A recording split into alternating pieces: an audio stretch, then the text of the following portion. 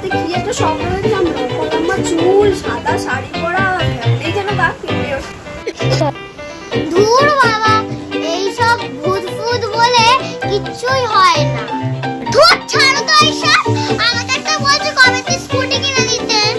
ধুর বাবা, এইসব ছাড়ো তো। আমি কতদিন হয়েছে একটা ফোন কিনে দিতে দিচ্ছে না, একটা স্কুটি কিনে দিতে। তোর আবার শনিবার স্কুল ছিল না?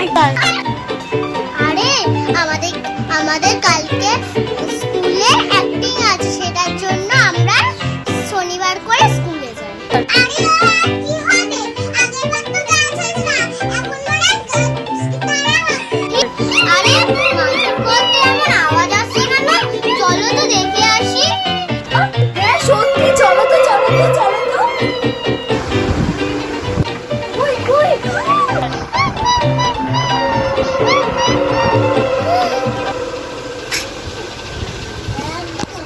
আরে তোমার কি হলো? তোমার কি হলো? কি হয়েছিল আবার? তুমি কে?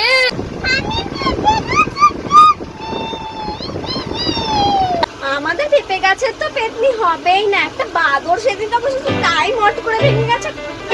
পেঁপে গাছের তো নাই। তোমার কি চাই? আমাকে বলি স্কুটি না কিনে দাও, তাহলে আমি সব কটা প্রাণ দিয়ে দেবো। স্কুটি? হ্যাঁ স্কুটি কিনে দেবো তো। সত্যি বাবা? দেখো তো কাজ নেই, তুই করতে না বসে এই করছিস।